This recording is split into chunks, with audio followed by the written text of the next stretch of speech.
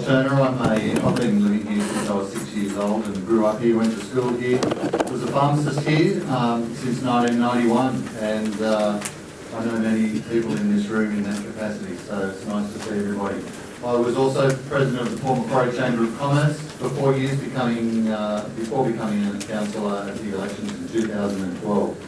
One of the interesting things after the 2012 election was that you might remember we were in administration before then, and there was quite a lot of disquiet and quite a lot of a sense that council was disconnected completely from the community, and certainly through the Chamber of Commerce we felt that. So I think there's been a really good change in momentum, and we've started on a good journey towards rectifying that.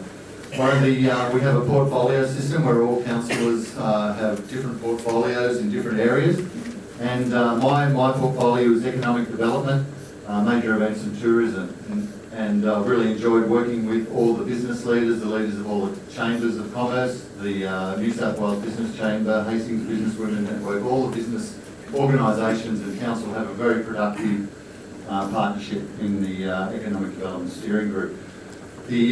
One of the major initiatives of this group, and I think it's something that we need to keep working on, is council's attitude towards business. The council has a really helpful and solutions-focused attitude towards everyone in the community, but we want to make it so that it's particularly focused on business as part of the Economic Development Steering Group, because business is vitally important. Local business is vitally important for our communities. We've made good progress, I think, but I think there's still a long way to go.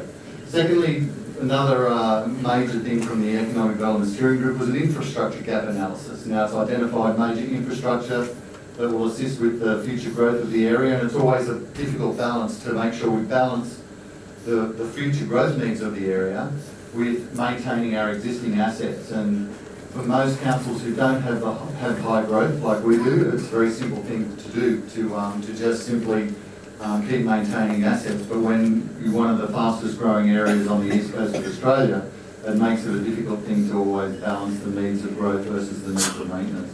One particular piece of infrastructure is an orbital road that we want to get planned and hopefully started between the airport, linking the health and medical precinct, and then linking Ocean Drive to the south. And probably the third thing I'd like to see happen is if we can realise the huge potential and the exciting potential of the Charles Sturt University campus that's being constructed, and stage one is now open. Council has a role as a joint venture partner in a food, soil and water laboratory with Charles Sturt University. So there's opportunities for food production, there's opportunities for a whole lot of other things. The council can get involved with, the university can get involved with. Good for local education, good for local jobs, and a boon for our area. So please vote for me, Rob Turner, Group D.